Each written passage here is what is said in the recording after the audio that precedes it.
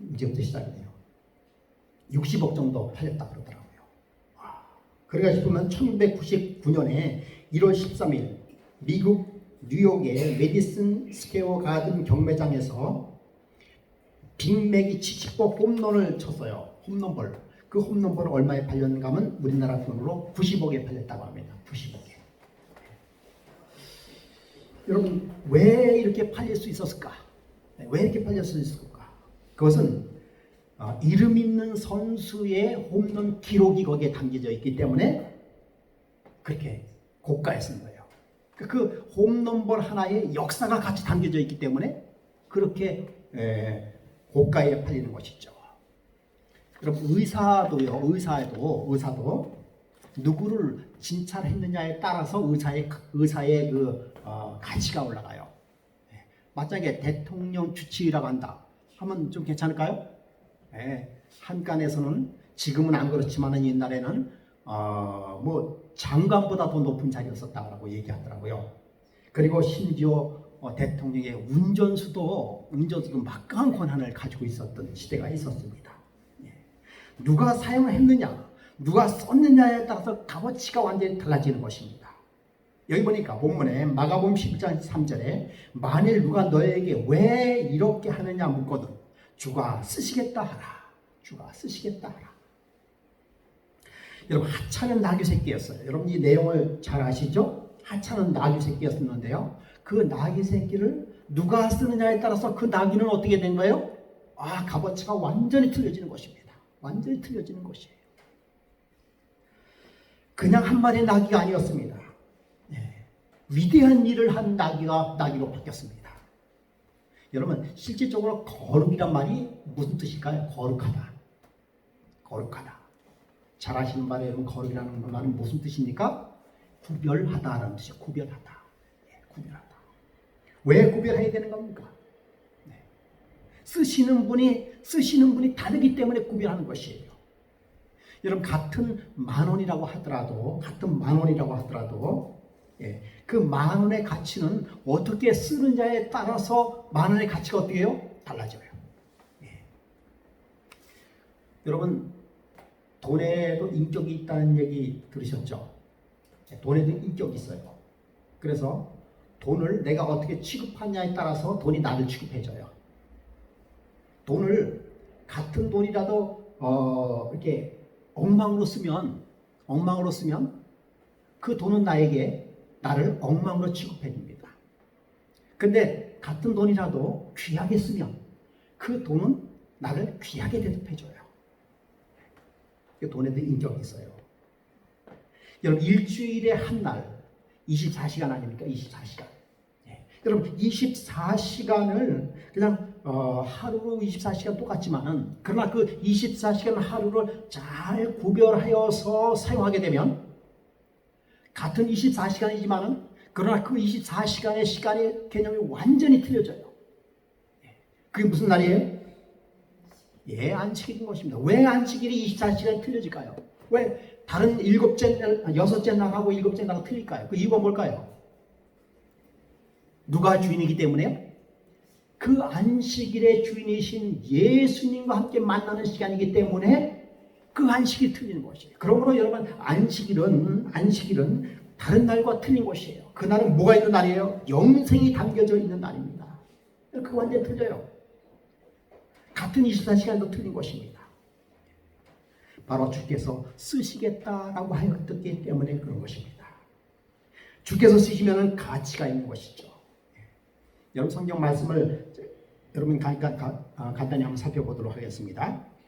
아까 이렇게 같이 읽어봤기 때문에 여러분 내용을 다 잘 아실 거예요. 그렇죠?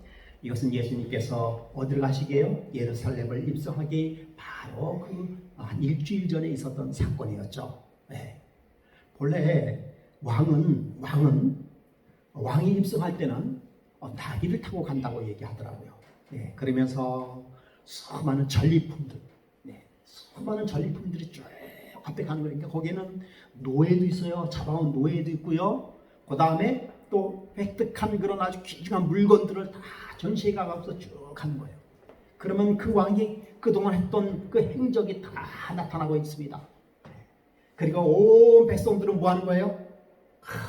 그냥 그 왕을 칭송하면서 왕을 위하여 노래를 부르는 것.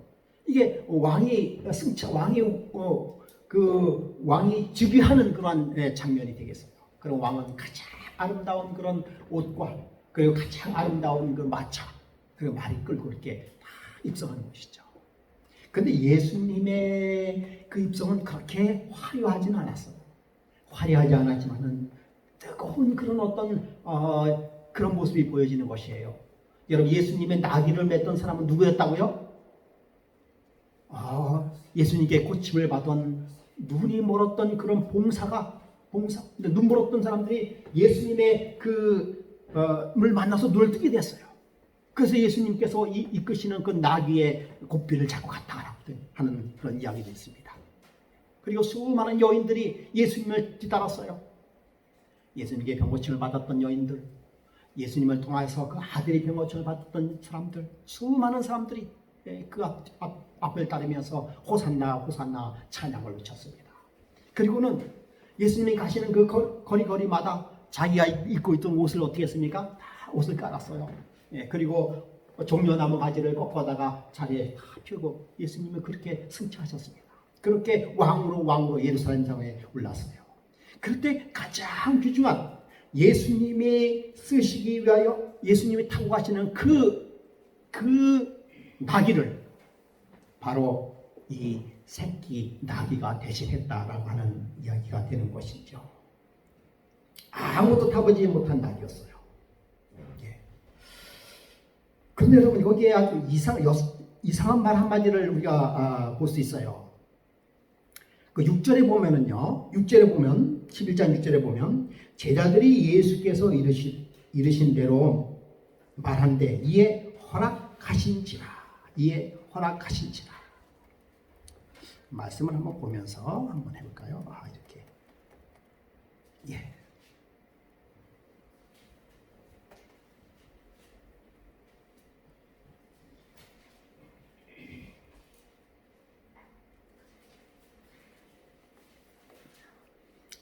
맞은편 마을로 가라.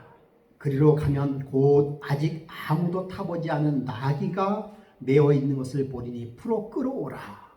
만일 누가 너희에게 왜 이렇게 하느냐가 묻거든 주가 쓰시겠다 하라. 그리하면 즉시 이리로 보내리라 하시니. 제자들이 가서 본중 나귀 새끼가 문 앞에 문 앞 거리에 메어 있는지라 그것을 푸니. 예수님께서는 이야기한 대로 똑같이 그렇게 이루어졌어요. 거기 나귀 새끼가 있는데 그것은 제자들이 아무런 그런 거리낌도 없이 나귀의 풀는 끈을 고리를 풀어서 가져오려고 했습니다. 그때 거기에 서 있는 사람 중 어떤 이들이 이르되 나귀 새끼를 풀어 무엇하려 하느냐 하매. 이게 아마 나귀 새끼의 주인인 것 같아요. 그렇죠? 제자들이 예수께서 이르신 대로 말한데 이에 허락하는지라. 나귀 새끼를 예수께로 끌고 와서 자기들의 겉옷을 그 위에 얹어 놓음에 예수께서 타시니. 여러분, 여기서 보니까 제자들이 예수께서 하신 대로 말한데 이에 허락하는지라 라고 말씀했습니다. 여러분, 여기서 좀 우리가 이상한 점을 발견하지 못합니까? 어떻게 아무도 미절 사전에 이야기도 없이 누가 이렇게 끌고 가는데 그냥 허락해요. 그럼 제가 새 차를 하나 뽑았어요. 그런데 아무 사전에 이야기도 없이 누가 차를 다 끌고 가면서 주께서 쓰시겠다 하고 끌고 가면 여러분 어떻게 하겠어요? 그냥 놔둘 수 있을 자신 있어요? 아니죠. 이 참 어떻게 이럴 수 있었을까? 여러분, 어떻게 이렇게 이럴 수 있었을까요? 주께서 쓰시겠다 하면 무조건 다 줍니까?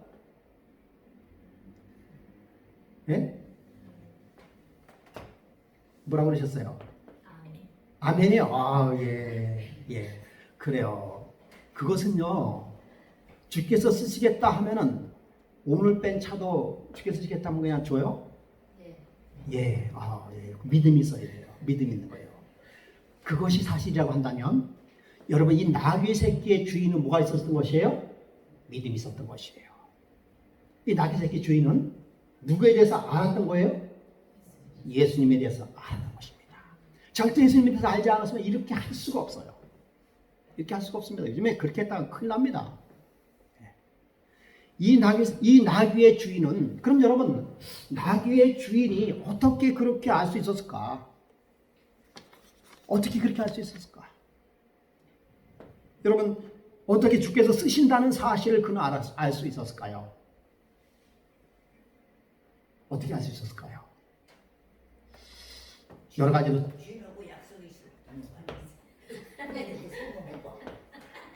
주인하고 약속이 있었다고요?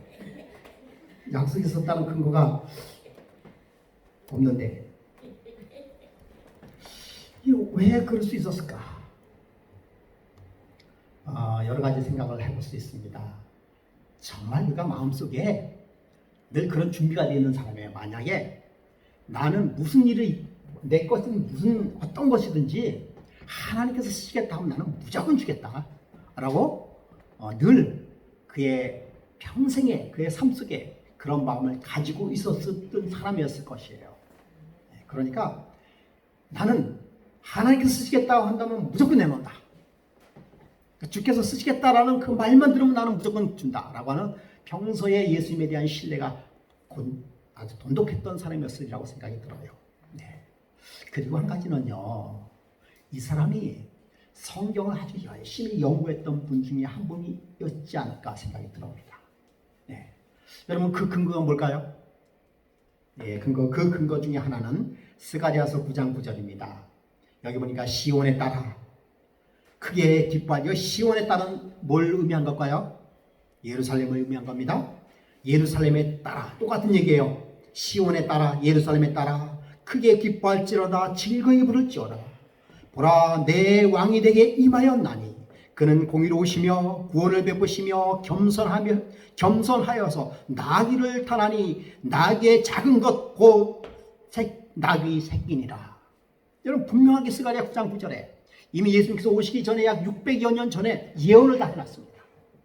분명히 예수님께서 나귀를 타신다. 그 나귀를 타되 무슨 나귀를 탄다고요? 작은 것, 나귀 새끼를 탈 것이다 라고 하는 예언이 분명히 되어 있던 것이에요. 여러분, 하나님의 말씀은 얼마나 정확한 것입니까? 여러분, 특별히 예수님의 행동 하나하나는요, 절대로 우연히 이루어진 행동이 하나도 없습니다. 예수님의 행동 하나하나는 역사적이며 예언적이며, 그리고 과거에 다 선지자들로 통해서부터 나타내어 있었던 일들을 하나하나 이루었던 사실을 우리는 너무나도 잘 알 수 있습니다. 그러므로 여러분, 예수님은 그때 당시 잘 알고 있었죠. 여러 예수라고 하는, 메시아라고 하는 사람들이 이것저것에 나타났어요. 그럼에도 불구하고 저 예수가 메시아죠, 예언적 예수님이라는 사실은 알 수 있는 것은 뭐밖에 없어요? 예, 말씀밖에 없는 것입니다. 구약이 예수 그리스도를 드러내는 것이었습니다. 바로 이 말씀이었어요. 근데 그 나귀를 새끼를 탄다고 해서 다 구주가 아닙니다. 공의를 행하셔야 돼요. 구원을 베푸신 사람이어야 됩니다. 여러분, 예수님은 공의로우시고 또 구원을 베푸신 하나님이셨어요.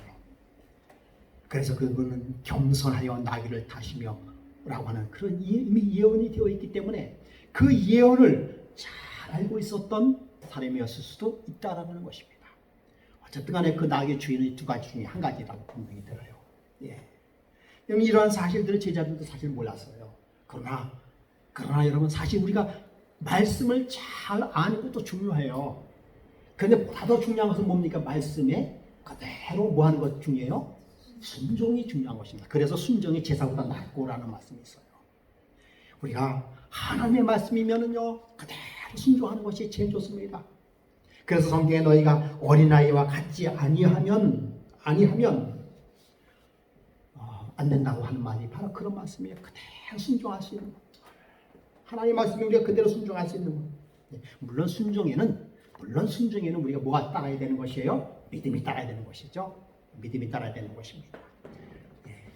아마 제가 이 나귀의 주인에 대한 이야기는 더 이상 나오지 않았지만, 그러나 분명하게 이 나귀 새끼를 보낸 다음에 이분은 나귀를 한 5마리 정도 더 얻었을 것 같아요.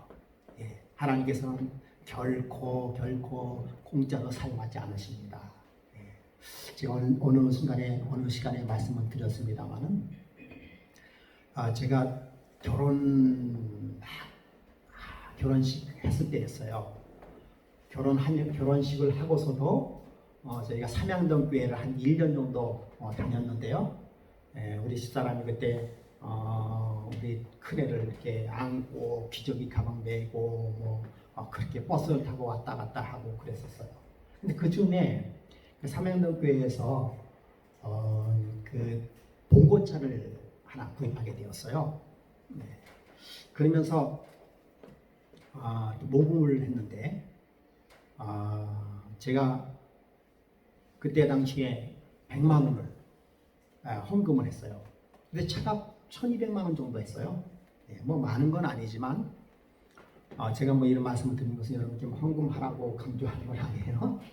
그러나 제가 솔직한 제 경험이니까 그냥 나누는 것입니다. 예.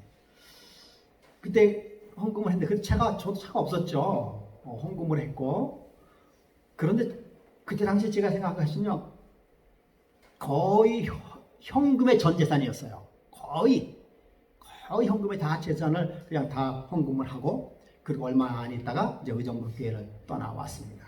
예. 그런데 제가 그 이후부터 거의 버스를 안 타고 다녔어요.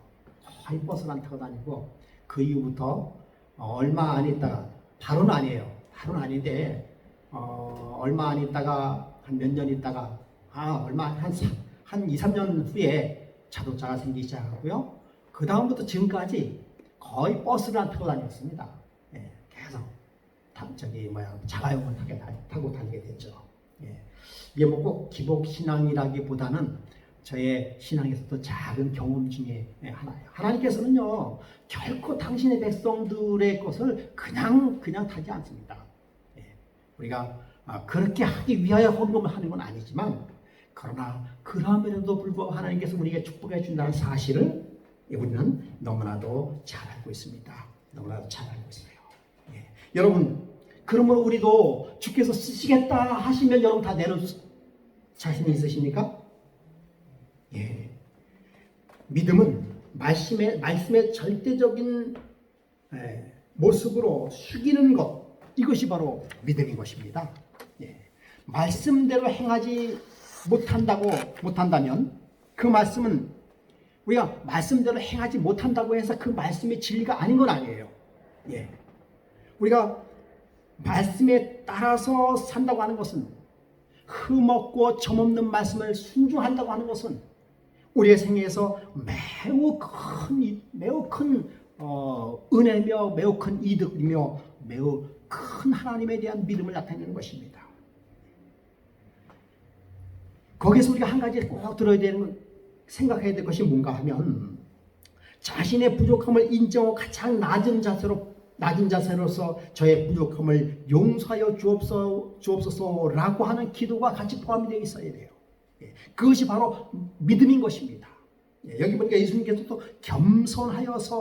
겸손하여서라는 말이 포함되어 있습니다. 예수님은 가장 겸손한 모습으로 나타낸 것입니다. 그래서 우리가 하나님께서 우리 것을 쓰시겠다라고 말씀 내줬을 때 하나님께서는 풍성한 은혜로서 우리에게 주겠다는 약속이 많이 되어 있습니다. 그런데 우리 사실은 때로는 그것을 이용하는 방법이 할 수가 있어요. 저도 그렇습니다. 예, 저도 그래요. 때로는 그 오해를 하고 있어요. 오히려 우리의 삶 속에서 하나님을 이렇게 순종시키는, 여러분 그런 의미를 여러분 무슨 얘기인지 내가 하나님 앞에 순종해야 되는데 하나님이 우리의 삶 속에서 순종하는 그런 경우가 있어요. 그게 무슨 얘기인가 하면은 내가 필요하면 언제든지 달려오시는 하나님.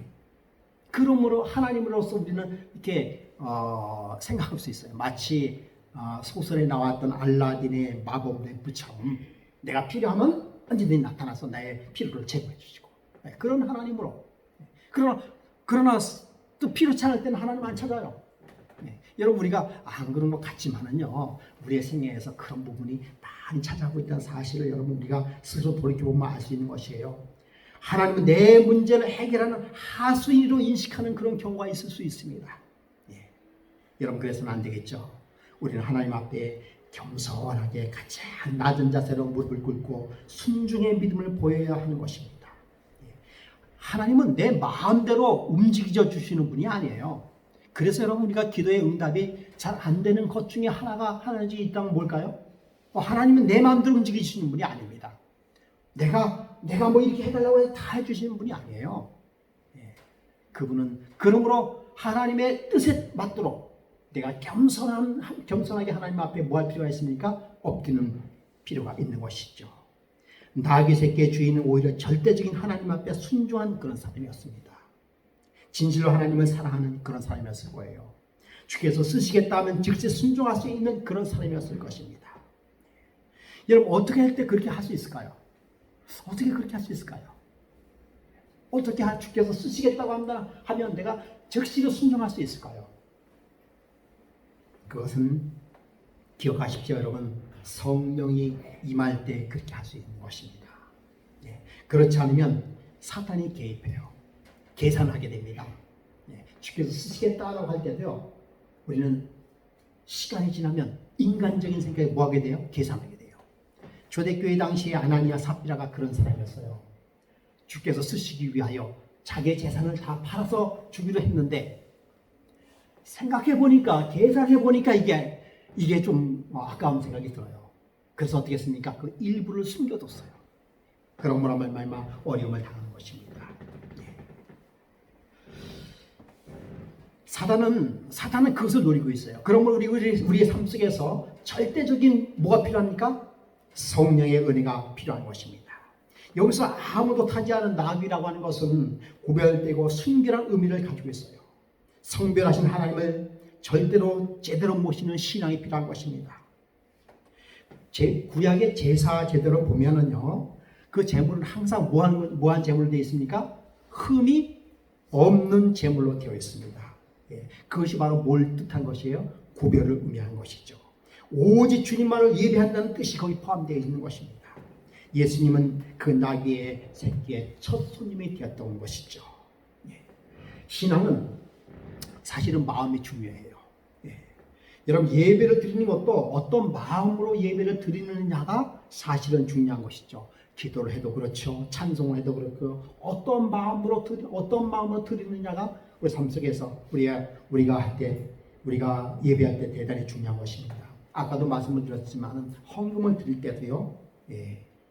뭐 새돈이나 흠돈이나 물적 가치는 같지만은 예. 그러나 우리가 구별해서 드릴 때 마음의 가치, 영적의 가치가 완전히 틀려지는 것입니다. 그러므로 여러분 하나님을 제일로 모시기 바랍니다. 하나님을 내 생애의 중심으로 모시기 바랍니다. 하나님을 내 생활의 첫째로 모시기 바랍니다. 하나님을 내 삶의 주인으로 모시기 바랍니다. 신앙생활은 시간이 없어 못하는 것이 아닙니다. 신앙생활은 내 삶 속에 예수 그리스도를 첫째로 모시는 것입니다. 하나님을 첫째로 생각하고 하나님을 첫째로 행동하고 하나님께 속한 것이 제일 첫 번째로 여기는 것, 그것이 바로 신앙생활이라고 하는 것입니다. 여러분 다시 한번 기억하시기 바랍니다. 신앙생활이란 하나님을 첫째로 생각하고 행동하는 것이다. 왜 그럴까요? 왜 그렇게 하나님을 첫째로 생각하고 하나님을 첫째로 행동해야 될까요? 그것은 하나님께 속한 것은 못하기 때문에요? 예, 영원하기 때문인 것입니다. 여러분 우리가 이 시간부터 어떠한 일이 있든지 무슨 일이 있든지 하나님을 첫째로 모시기 바랍니다. 생각도 하나님께 첫째로 하시고요. 그러므로 행동도 첫째로 하시기 바랍니다. 그럴 때 우리의 마음속에 뭘 가지고 있어야 돼요? 겸손한 마음을 가지고 있는 것. 그래서 주께서 쓰시겠다고 하면은 모든 것을 다 내어줄 수 있는 그런 신앙생활이 되시기를 바라겠습니다. 우리 시 한 편을 읽고 이 시간을 마치도록 합니다. 어느 분이 그 성경 구절을 보면서 이런 시를 썼습니다. 빌려 쓰는 사람. 당신을 위해선 작은 낙이 한 마리도 기르지 못한 목자여, 가난한 자여. 간난산 벳박의 맞은편 마을 나귀를 빌려 가셨네. 때가 가까워 제자들 함께 내 집에서 유언절을 지키겠노라. 그리하소서 집도 없는 목자여, 물동이 익어가는 여인의 다락방을 빌리시고 온 세상의 죄도 빌려서 주고 가니요, 사흘 동안 무덤도 빌렸으니요, 너희도 빌려 쓰는 자라고 가르쳐 주시니요, 생명을 빌려서 그 안에 모든 물건을 다 빌려서 아내도 자식도 지위도 다 빌려 쓰는 것인데 우리는 오늘 무엇을 당신께 빌려드릴까? 오늘은 우리는 무엇을 당신께 빌려드릴까? 임문용 씨가 쓴 시입니다. 여러분, 오늘 주님께서 우리를 귀하게 생각하셔서 우리에게 무엇을 빌려달라고 할 때 즉시 모든 것을 빌려주시는 저와 여러분이 되기를 간절히 바라면서 말씀을 마치겠습니다. 다 같이 일어서셔서 찬미가 641장 찬미를